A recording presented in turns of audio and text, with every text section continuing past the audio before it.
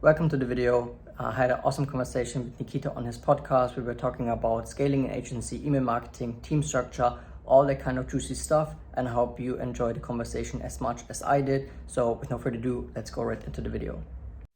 Get every channel right, look that the whole funnel is working, and even have conversations about how does your package look like, right? How is the customer actually receiving your product? What is in the packaging of the product? Is there like a referral code? Is there any opportunities for an upsell, cross-sell, whatever it is? It's none of our business in the first place.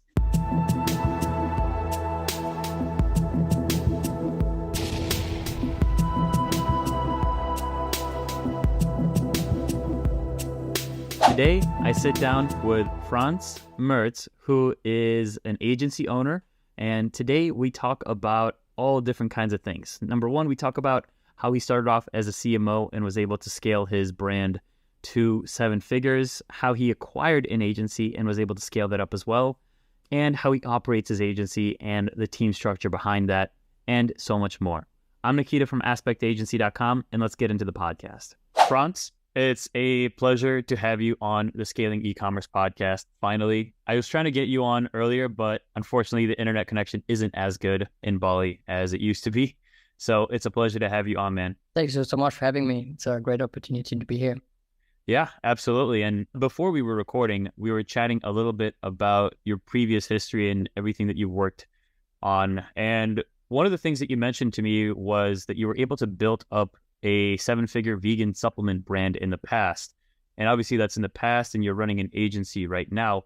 Tell me a little bit about that specific brand, how you were able to build it up and what made you transition into the agency lifestyle. So basically, I started at the company as a CMO, right? I had different backgrounds from branding when I worked at BMW. I had backgrounds in email marketing when I worked at another startup. And eventually I joined the vegan supplement brand and joined them as a CMO. And we really ramped up meta ads. And I was pretty new to the space, to be fair, but I was just gaining knowledge day by day. I was grinding it out and soaking up every information I could find on the internet, basically, and really go deep into the media buying stuff. And back then, it was not like you just go on a broad targeting. You really need to figure out which audience you are targeting and all that kind of stuff, right? Right. Then we had the customer acquisition channel going, and I was really like, okay, we need to make sure the client is buying a second time and a third time and all that kind of stuff. So I took care of the email marketing side of things, right? And so week by week we passed, we grow, and my skill set got better and better. Eventually we had 6-figure months on the Shopify store and had a really good run. After that, I was deciding to maybe challenge myself a little bit more because, day in, day out, things get like a little bit boring. Maybe not boring, but we all know the space. Yeah, and so I eventually thought, okay, let's give the agency model a try because I have all the skill set, right? And then I took my first project on the side. That was pretty successful, even though it wasn't e-commerce, it was recruiting back then. But I said, okay, I can do stuff on the side and write an invoice and make money off that. Right. As much I make in a month when I got as the role as a CMO. And obviously, I took another chance, and things grow, and and I parted ways with the supplement brand and did go all in on the agency. I did that for a couple of months, and then opportunity occurs where I actually was able to buy another agency, right? Because they had like a project going on, and I was buying, which is now called a 7 times performance. And back then, I bought it. I took care of the operations then. I optimized it a little bit, brought on my clients to the new brand, and never looked back. And today we're doing still the same things. We're taking care of the customer. So the acquisition was more of an acqui-hire, basically, where you were able to bring on the team to do the fulfillment side, right? Yeah, basically, yeah. Nice. So that was pretty working well. And I got pretty lucky, actually, because I was taking on the cash flow without having any big risk, and then just go from there. I'm actually curious about that because this is the first time that I'm speaking to someone that has acquired an agency for their business. So break that down for me. How was the whole transaction process, from start to finish, and how did you actually find this agency to actually purchase? Because it's a lot harder to do the actual transaction, rather than being like, oh, I want to buy an agency. It's like, okay, cool. Which agency wants to give up their clientele to someone like a stranger, for example? Yeah, it's actually one of the stories I like to tell the most, because I was at the very same place. And as I told you, we are around traveling a lot, because I was in the same place 2-3 years ago at the same living room I'm sitting right now. And I had a couple of clients with my agency where I just started out, but I got the feeling, I'm not doing enough. It's not good enough. I don't have enough clients. The team is not growing fast enough. And I was really like angry on myself, right? We all know that feeling. So I had this moment, and then my girlfriend picked me and said, oh, let's go for a walk. That's maybe a good idea. So we went for a walk, and I got a phone call from a good friend of mine. And he's saying, hey, I know 2 guys. They have different ventures going on, and they want to sell their agency because takes too much focus for them. I was like, okay, let's speak. And then literally 48 hours, we sit together in a Zoom call and saying, this is our clients. This is what we do. Can you do it? I was like, yes. And I told them, how much is it? And they gave me a price tag. We did one round of negotiation. We were like, okay, set. Because they were so keen to give away the business, and I was so keen to level up. So it was really a perfect fit. And a week later, we signed all papers, because that's the nitty gritty stuff. But it was possible to do all papers like in a week or 10 days. It was, and yeah, and did all intro calls with the clients, and they were out of business. I took the brand and scaled them up again. Basically, we were on the downturn. I was purchasing it, buying the agency, and then we went on a upturn again. Dude, that's amazing. And how was the difficulty of that initial transition period? Because I think that's usually where I would see the most problems personally. I've never done a transaction like that before, but just thinking about it, it's like that transition period is always the most hardest, because you don't know if, it's like getting a new liver or getting a new kidney. You don't know if that's going to be rejected by your body. Same thing with the clients. It's like, you don't know if those clients are going to reject you as a new leader or as a new head of the agency or not. So walk me through that. How did that go? Surprisingly, really well. But I have to say, I come along really good with people. So I barely fight with any people. And I'm like, I like to be myself, right? I like to do a silly joke. Maybe if it's not the right place for it, I do it anyway, right? And it turns out that most of the people are actually appreciate it, because I just had a call today, and they were saying, yeah, I would like to work with you in the future, because you're different. You're not like the, yeah, we're an agency and we do this and we are super boring and we work 9 to 5 and you can reach us here and there. I tell them, hey, look, when we work together, we have fun working on the project. We have fun when we have a call, we do jokes, we enjoy the process of like leveling up. And if you want to level up with me together, that's totally fine. And if you don't want to, well, that's up to you. Well, then you're not a good fit for us. And this scenario is actually turning out pretty good, that we find clients that we enjoy working with. And I think that is something we should be more grateful for, actually. It's great that you mentioned that, because I've noticed that same exact shift personally when working with my own clients. Is when I started off, I was just purely like business. I take myself very seriously. We get things done, we bring the results.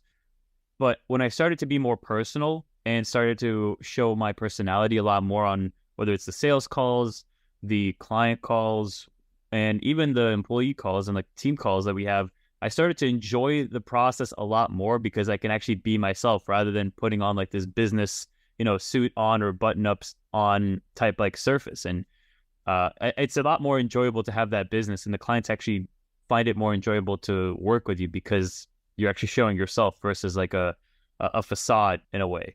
100%. And I think there's some deeper level of connection, right? It's not just like a working connection. It's actually like, if you ask the client, hey, how are you? How was your weekend? How was the long weekend? How was the holiday with the family? How is your dog? Like, even the simple questions are taking such a strong bond between you and the client, that when something goes wrong, and we know there are fuck ups, that happens to everybody. Maybe there's a wrong link in a campaign or whatever it is. You can say sorry and really mean it. And the client feels, okay, it was a mistake. We all do mistakes. We can move on from there, right? But if you have like a more professional and you always deliver on point and this and that, and you do a mistake, which is also totally fine, but it maybe brings a different light to the scenario, if that makes sense. Yeah, it's the way that you're framed in a way well, not framed literally, but just like the way that the client already has like the context that you're coming in at it from, because it's more of like a friendly, like, hey, I fucked up, what can we do about this, rather than like, you have like this perfect image, and then when you mess up, it kind of like taints that perfect image in a way, rather than, we're just all people, things happen, that sort of thing. Now, transitioning more onto the agency side of things, once you've acquired the agency, you're now, from what we've talked about, you're having a very holistic approach when it comes to working with your clients and the brands that you work with. Tell me a little bit about that for people that are unfamiliar with your agency. Like, how do you approach client work when, you work with them? Yeah, so basically, and this is totally fair, there are a lot of agencies doing one stuff, and you're one of them because you're like the absolute top G's in the email marketing space, Appreciate right? it. We try to, when we onboard a client, wherever the client is, depends on the client, obviously, but we try to see it as a whole company and not only in one acquisition channel, right? We have a look on how's Meta performing, how's Google performing, or like Meta or TikTok even, how is Google performing, and how is the customer retention rate? Or even one step further, we look, where's the conversion rate at the moment, right? Because when we want to drive effective traffic via all the platforms, we need to make sure that traffic is actually converting, right? And I can do like the sickest ads, 5% CTR rate. I have the sickest offer, but when the checkout wasn't working, or the checkout is shit, and I lose 90% of the people there, well, the whole funnel is not working, right? Or it's not working like as it could be. And this is just one example how we look at the things in general, like the holistic approach, as you said. Get every channel right, look that the whole funnel is working, and even have conversations about how does your package look like, right? How is the customer actually receiving your product?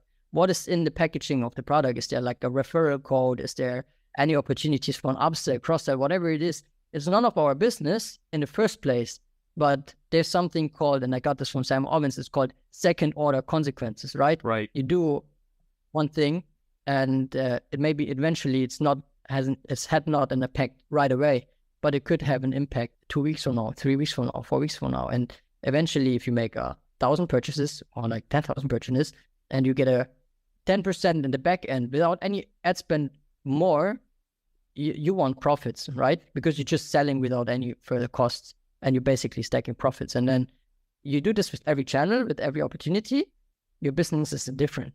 And I don't see many people out there who are actually providing this kind of service. And I'm really proud of it, actually, to be the person or be the agency who's saying, we go the extra mile. We look beyond, you say, über den Tellerrand in Germany, or beyond the borders, basically. Right. And that's the great thing about having like a very omni-channel approach is once you start to tweak things here and there, like it might not even be like you don't have to double Facebook ad spend or TikTok ad spend or whatever to see those marginal improvements. All you have to do is just maybe get like a 10% bump here or a 15% bump here, and you start to have a completely different business that could be making an extra 50K a month or 100K a month just by those little tiny tweaks. 100%. And just recently, we had a client which were actually like have all channels for customer acquisition in place. But the problem is they have like a 95% first conversions, right? And then they are like 150K per month. And we say, okay, let's fix the retention. We ramped up Klaviyo and did another 25% a month after, right? Nice. And now they're saying, okay, we don't need to level up, or if we want to increase ad spend, we don't need to like have the same ROAS, or we don't have like even improve it or go slightly lower depending on the case, but we can actually decrease our ROAS target by, if really like go from 5 to 4, which allows a way higher ad spend, because the back end is working much better within a 30-day frame, right? Right. And for me, it's crazy because it's common sense in a way, and we are in our marketing bubble, right? We'll be speaking about the things as would be the most normal thing, right? But still there are e-commerce founders and owners out there, or CMOs or whatever it is, who are not thinking about this kind of things. And I find it very interesting. Like, for us, it's very common sense. The amount of brands that I've talked to, and I'm talking to them like 30% of revenue should be coming from email as like a normal thing. And they're like, what? How is that possible? And like they're only getting like 10% or even 5%. And it's just like, well, you got to have the right systems in place, or you have to have the right partners in place in order to achieve that. And then they start to understand it. And they understand it even more after we start working together. When it comes down to running the agency, I used to have the whole holistic approach as well, just like you did.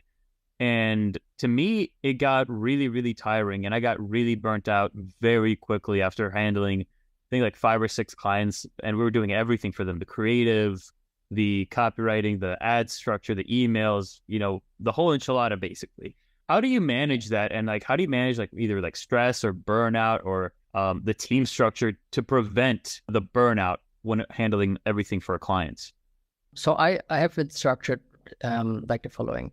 In our team, we are like, there's this T-shaped guy, right? It has like a basic knowledge about all cross topics. And then there's that one topic where you see like the super pro, right? And as a founder at the beginning, you're the guy for everything, right? You should be like a super T, like you should be the deep knowledge for everything, right?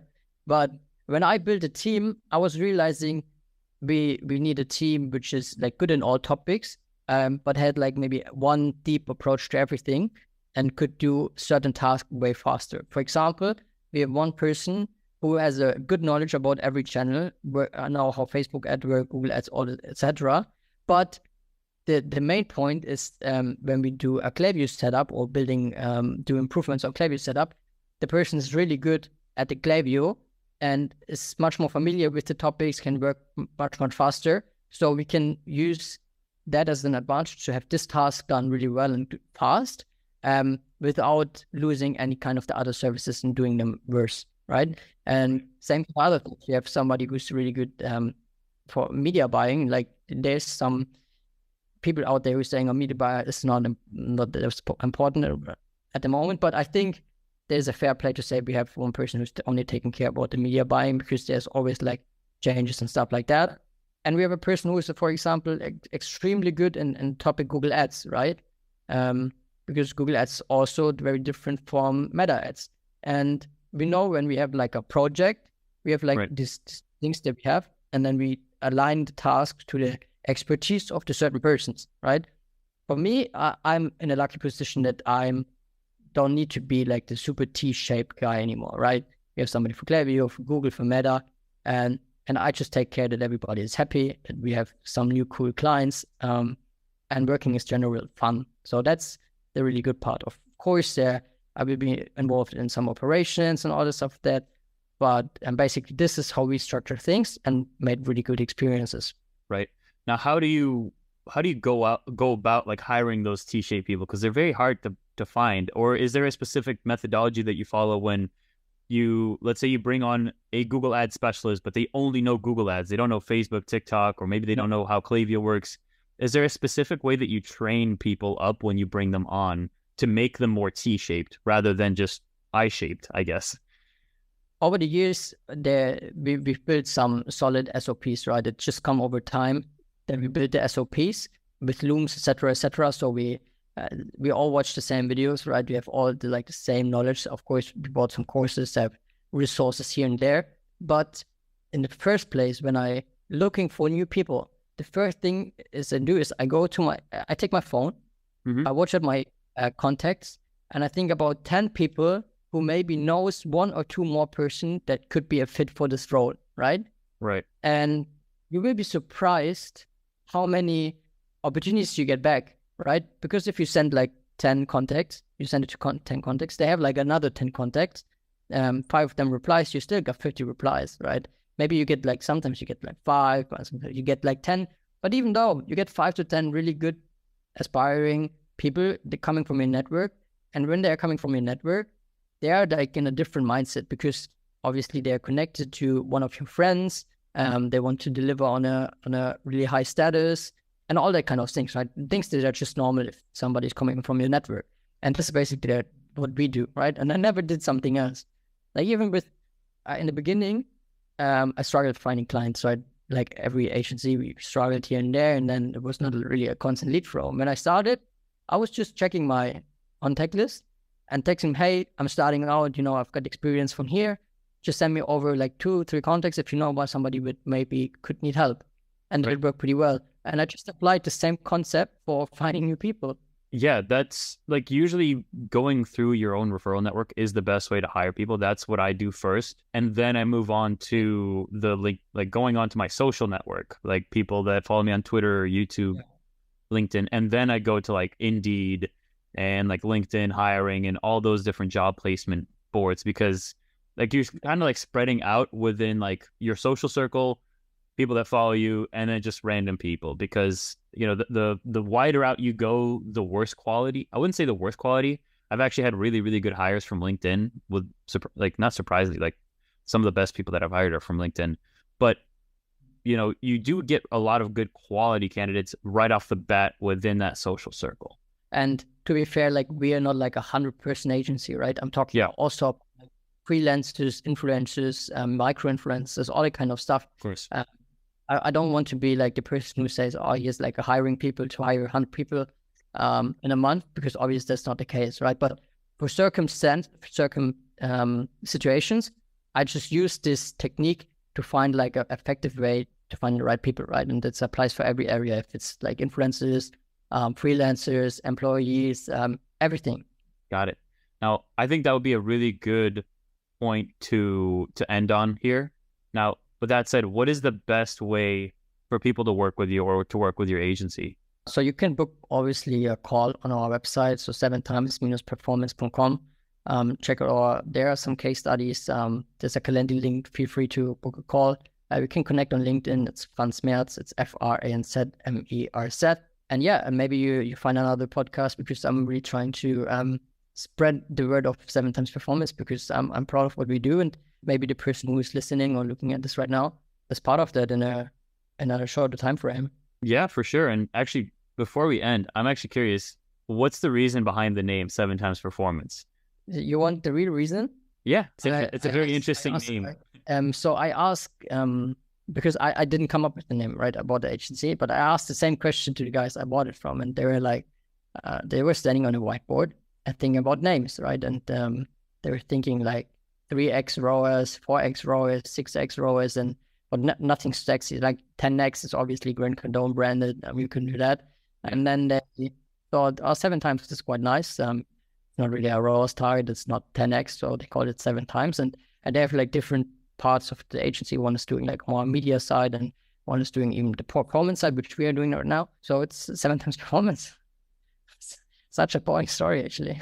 That's the thing. Like it's something very, very simple sometimes like that. Like for me, like I'm like, I just need a really cool 1-word name, and we came up with aspect and I'm like, you know what? I'm gonna make the K or the C a K and make it backwards, and it's just stuck with it since.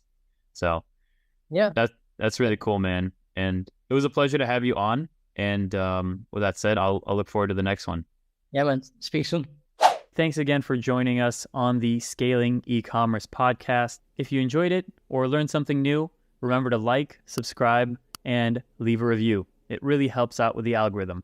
If you want email marketing tips delivered straight to your inbox on a weekly basis from yours truly, then check out the link below or in the show notes to subscribe and join my newsletter. If you're a D2C brand with at least 10,000 email subscribers and interested in starting a conversation to work together, then go to aspectagency.com, and we'd love to chat with you. And if you want to stay up to date with anything email and SMS, just follow me on Twitter at Nikita Bakrushev, or check the show notes for the link. With that said, I'm Nikita, and I'll see you in the next one.